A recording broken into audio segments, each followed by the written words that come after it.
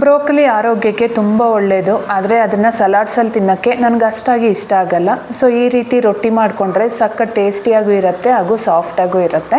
ಇದನ್ನು ಮಾಡೋದಕ್ಕೆ ಮೊದಲಿಗೆ ಬಿಸಿ ನೀರಿಗೆ ಬ್ರೋಕಲಿನ ಹಾಕಿ ಒಂದು 10 ನಿಮಿಷ ಬಿಟ್ಟು ಚೆನ್ನಾಗಿ ವಾಶ್ ಮಾಡ್ಕೋಬೇಕು. ನಂತರ ಈ ಬ್ರೋಕಲಿನ ಈ ರೀತಿ ಸಣ್ಣದಾಗಿ ಕಟ್ ಮಾಡಿಕೊಂಡು ಚಾಪರಲ್ಲಿ ಹಾಕಿ ಫೈನ್ ಆಗಿ ಚಾಪ್ ಮಾಡ್ಕೊತಾ ಇದ್ದೀನಿ. ಮಕ್ಳಿಗಂತೂ ರೊಟ್ಟಿಯಲ್ಲಿ ಬ್ರೋಕಲಿ ಹಾಕಿದೀವಿ ಅಂತ ಗೊತ್ತಾಗೋ ಸಹ ಇಲ್ಲ.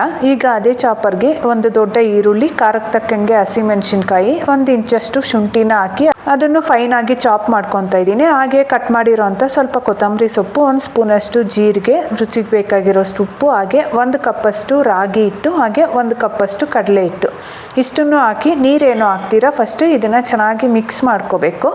ಈಗ ಇದಕ್ಕೆ ಬೇಕಾಗಿರೋಷ್ಟು ನೀರನ್ನ ಹಾಕ್ಕೊಂಡು ಹಿಟ್ಟನ್ನು ತುಂಬ ಗಟ್ಟಿಯಾಗಲ್ಲದೆ ಈ ರೀತಿ ಸೆಮಿ ಸಾಫ್ಟಾಗಿ ಕಲಸಿಟ್ಕೋಬೇಕು. ಆವಾಗ ರೊಟ್ಟಿ ಸಾಫ್ಟಾಗಿ ಬರುತ್ತೆ. 10-15 ನಿಮಿಷ ಬಿಟ್ಟು ಚೆನ್ನಾಗಿ ಕಾದಿರೋ ಹೆಂಚ್ ಮೇಲೆ ಮೀಡಿಯಂ ಫ್ಲೇಮಲ್ಲೇ ಡೈರೆಕ್ಟಾಗಿ ತಟ್ಕೋಬೋದು ಅಥವಾ ಬಟರ್ ಪೇಪರ್ ಮೇಲೆ ಸಹ ತಟ್ಟಿ ಹಾಕ್ಕೋಬೋದು. ಆ ವಿಡಿಯೋ ಕ್ಲಿಪ್ ಇಲ್ಲಿ ಮಿಸ್ ಆಗಿದೆ.